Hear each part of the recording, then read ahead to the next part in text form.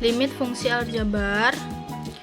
Yang pertama ada menentukan nilai limit fungsi dengan substitusi. Misalkan fungsi f di setiap nilai x adalah bilangan real, maka contoh untuk memperoleh nilai limitnya.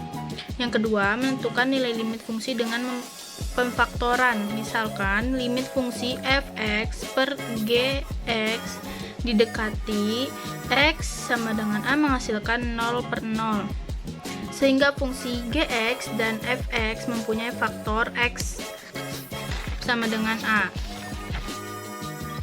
3. Menentukan nilai limit fungsi dengan mengalihkan faktor sekawan. Dua bentuk dikatakan sekawan bila kedua bentuk akar itu dikalikan akan menjadi bilangan rasional. Bentuk faktor sekawan dipakai dalam menentukan nilai limit fungsi dengan mengganti tanda sebelumnya. Sifat-sifat limit fungsi aljabar, misalkan n bilangan bulat positif, f dan g, fungsi-fungsi yang mempunyai limit di titik a dan c suatu konstanta berlaku sebagai berikut.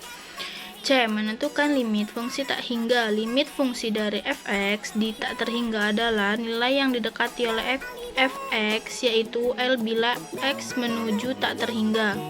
Langkah-langkah perhitungan limit untuk fungsi limit aljabar adalah membagi setiap bilangan dan penyebut dengan x berpangkat tertinggi. 2. Nilai limit c per x sama dengan 0. Turunan fungsi aljabar menjelaskan sifat-sifat turunan fungsi aljabar dan menentukan turunan fungsi aljabar menggunakan definisi atau sifat-sifat turunan fungsi. A. Turunan fungsi aljabar. Turunan merupakan tingkat perubahan saat sebuah fungsi terhadap salah satu variabelnya.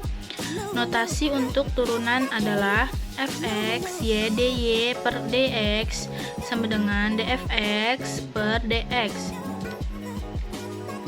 B. Sifat-sifat turunan suatu fungsi, misalkan n bilangan rasional, c konstanta, ux dan ux. Fungsi-fungsi diferensial dengan turunannya masing-masing. Ux dan Vx, jika fx turunan dari fx, maka berlaku